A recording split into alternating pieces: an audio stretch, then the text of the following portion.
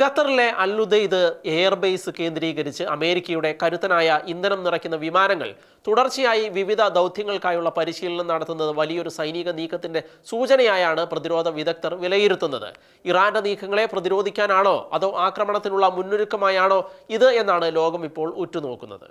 ഇറാനും അമേരിക്കയും തമ്മിലുള്ള ആക്രമണ ഭീഷണിയിൽ പശ്ചിമേഷ്യ മുൾമുനയിൽ നിൽക്കുമ്പോൾ ഖത്തറിലെ അൽ-ഉദൈദ് എയർബേസ് കേന്ദ്രീകരിച്ച് അമേരിക്കയുടെ കരുത്തനായ ഇന്ധനം നിറയ്ക്കുന്ന വിമാനങ്ങൾ തുടർച്ചയായി ദൗത്യങ്ങൾ നടത്തുന്നത് വലിയൊരു സൈനിക നീക്കത്തിന്റെ സൂചനയായാണ് പ്രതിരോധ വിദഗ്ധർ വിലയിരുത്തുന്നത്. ഇറാന്റെ നീക്കങ്ങളെ പ്രതിരോധിക്കാനാണോ അതോ ആക്രമണത്തിനുള്ള മുന്നൊരുക്കമാണോ ഇതെന്ന് ലോകം ഉറ്റുനോക്കുകയാണ്. യുദ്ധവിമാനങ്ങൾക്ക് ആകാശത്ത് വെച്ച് ഇന്ധനം നിറച്ചു നൽകുന്ന പറക്കുന്ന പെട്രോൾ പമ്പുകളാണ് KC-135 വിമാനങ്ങൾ.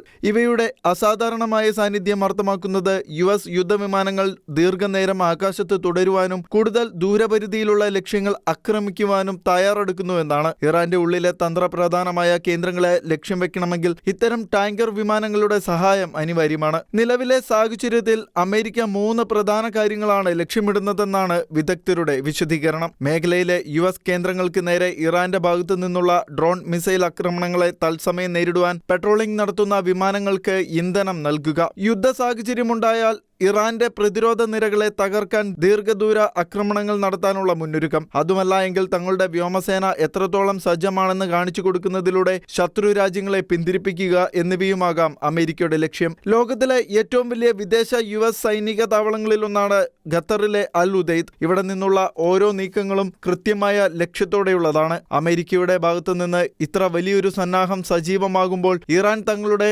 പ്രതിരോധ സംവിധാനങ്ങളും ശക്തമാക്കുകയാണ്. ഒരു ചെറിയ പിഴവ് പോലും മേഖലയിൽ വലിയൊരു യുദ്ധത്തിന് കാരണമായേക്കാം. International desk, ഷെഖേന news.